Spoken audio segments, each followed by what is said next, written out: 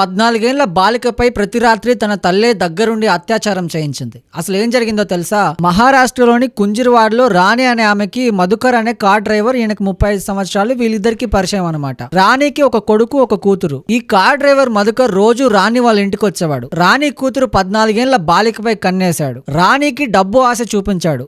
డబ్బుకు లొంగిన రాణి కూతుర్ని దగ్గరుండి అత్యాచారం చేయించింది. బట్ ఇదంతా తనకేమీ తెలియనట్టు రాణి నటించింది. తన కూతురు తన దగ్గరకు వచ్చి కార్ డ్రైవర్ మధుకర్ అత్యాచారం చేశాడని చెప్పినా కూడా ఏం చేసినా మీరేమనకండి, ఆయన చెప్పినట్లు వినండి అని చెప్పింది. ఈ తంతు కొన్ని నెలల పాటు సాగింది. కొన్ని నెలల తర్వాత ఈ 14 ఏళ్ల బాలిక గర్భం దాల్చింది. గర్భం దాల్చిన తర్వాత ఇది చుట్టుపక్కల ఉన్న వాళ్ళకి తెలిసింది. ఇక తన కూతురు గర్భవతి అయింది కాబట్టి ఇక చేసేదేమీ లేక రాణి తన 14 ఏళ్ల కూతుర్ని 35 ఏళ్ల కార్ డ్రైవర్ కిచ్చి బాల్య వివాహం చేసింది. ఇదంతా చూసి సహించలేని తన కొడుకు పోలీస్ స్టేషన్ కెళ్లి కేసు పెట్టాడు. కేసు విచారణలో తేలింది వింటే మీరు షాక్ అవుతారు. ఈ కార్ డ్రైవర్ మధుకర్ ఆ 14 ఏళ్ల అమ్మాయి మీదే అత్యాచారం కాకుండా తన అన్న మీద కూడా రోజు లైంగిక దాడికి పాల్పడేవాడని తేలింది. తర్వాత పోలీసులు బాల్య వివాహాల నివారణ చట్టం కింద, పోక్సో యాక్ట్ కింద రాణిలను మధుకర్ను లోపలేశారు. సో ఇలాంటివి కూడా మన సమాజంలో చాలా జరుగుతున్నాయి కాబట్టి దయచేసి చాలా జాగ్రత్తగా ఉండండి.